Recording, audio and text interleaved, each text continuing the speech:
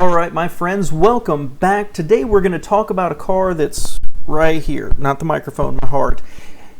This was the car that I bought my final couple of years of college. It carried me through graduation into my first years of marriage, my first marriage, and I loved it. It handled okay, it rode pretty good, it was fun, and it was the first foreign car, non-American, almost non-General Motors, that I'd ever owned. And unfortunately, in America at least, it is largely unloved and largely forgotten and lasted only 7 years in the market. It is the Volkswagen Fox, and today I'm going to take a little trip down memory lane with you and talk about this car.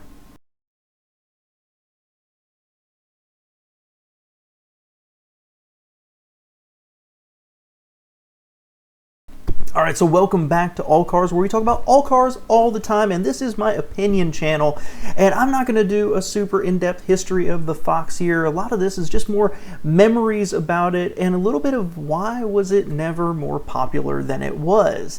Now, I misunderstood something about its history until, honestly, about an hour ago.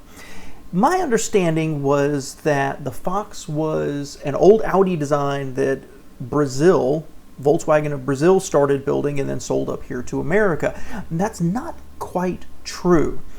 But roll back to 1980, and Volkswagen of Brazil, totally unknown to me, had the resources to design platforms and design their own cars.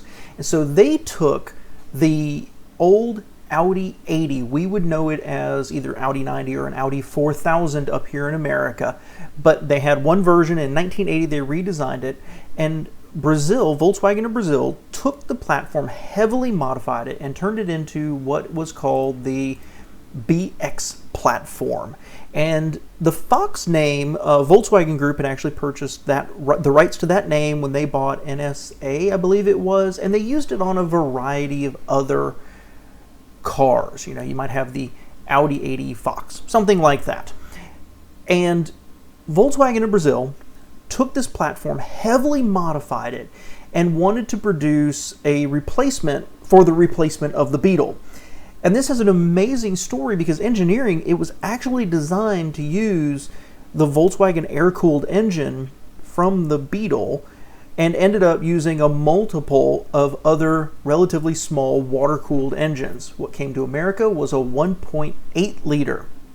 And so they released this thing, and in 1987 it was ready for an update.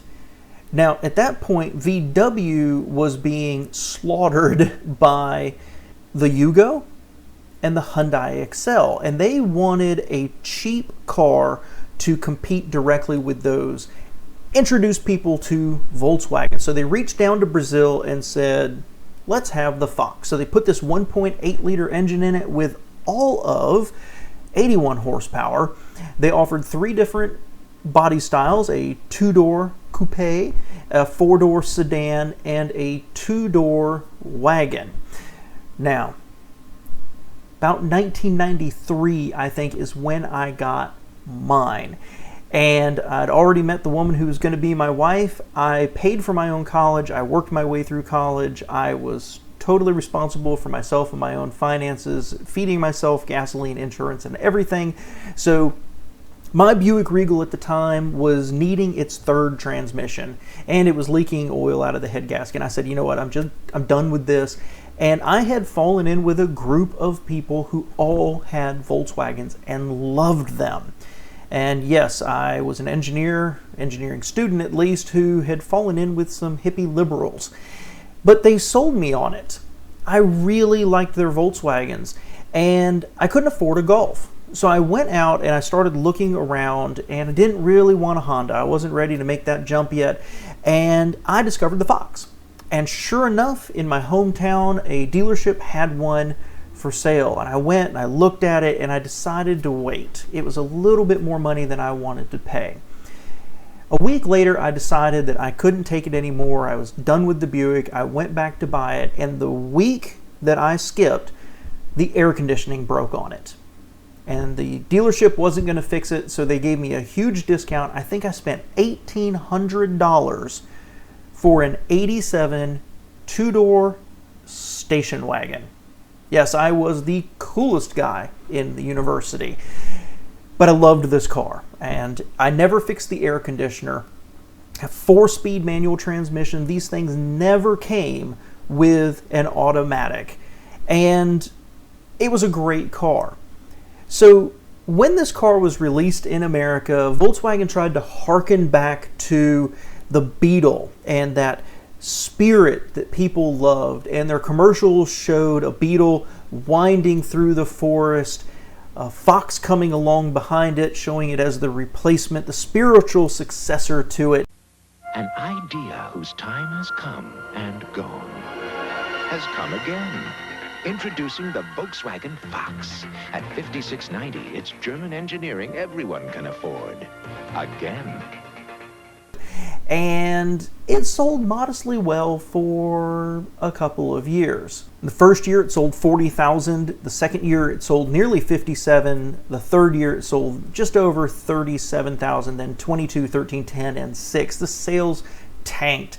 The prices were largely uncompetitive, and the Golf, the Jetta, and the Passat were doing very well at the time. And it turns out, I read that Volkswagen was losing money on every single Fox they sold, so they just stopped. And I'm not sure why it didn't succeed. Now, looking at the numbers a little bit, this is really interesting. The Fox, the base level one, the two-door, was $6,100 in 1987. For comparison, a two-door hatchback Hyundai Excel was $5,200, so it was $900 more expensive.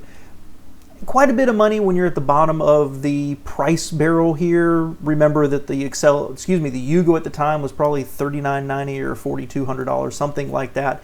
So it was quite a bit more expensive than these entry-level cars. But it's very frustrating that with the Fox selling 40 or 57,000, the Hyundai Excel in 1987 sold 263,000 units. And in 1988, they sold 264,000.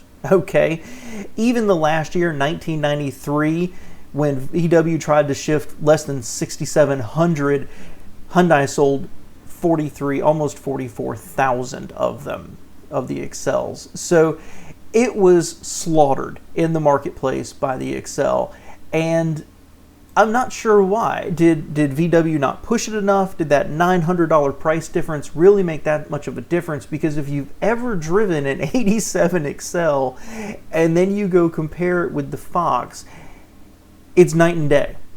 I mean, the Excel was cheap, and it was a Mitsubishi design, and it had, I don't know, it was a cool little car in its really, really cheap way, but it didn't have a great reputation. For only $900 more, you could have a VW. Maybe there was a lot of difference in the offerings. Maybe the fact that you could get a Hyundai with a automatic. I can't imagine that engine dragging an automatic around, but maybe that made the difference. But maybe it was just the marketing of the Fox. Maybe Volkswagen didn't push it enough. But it was a really, really good car. The fact of the matter is, without air conditioning, if I had the windows up and I was driving a steady speed, say 60-ish, I could get nearly 50 miles to the gallon out of this. Now, that is way beyond what the EPA says it could do, but I actually tracked it because I was amazed at how well the gas mileage could do. It wasn't super fast. It didn't handle like a sports car, but it was competent. It was fun to toss around, longitudinally mounted engine, and it was just a good car. And I'm here to tell you that of all the cars I've owned, the Fox, this almost 10-year-old platform that was based on an older platform, built by VW Brazil, is the fastest I've driven a car at sustained speeds. Okay? Compare this to the American cars, compare this to the Japanese cars I've driven. That Volkswagen would cruise all day long at triple digits. Now, I'm not proud of this, okay? I do not think we should speed. I plod along on the interstate now. But at the time, it was eye-opening to me how much different a Germanic car felt to basically anything else on the road. And that car formed my opinion not only of Germanic engineering, what it means to design a car for the Autobahn, and how you can have testers, pick apart the ergonomics or the quality of the plastic. Maybe the Toyotas and Hondas of the world are more reliable, but there's something special about German cars. And I'm going to close with this little piece here, is I never really had a problem with the Volkswagen. Of course, the air conditioner broke and the struts on the hatch, they went bad. I never fixed them. I just stuck a stick back there, right?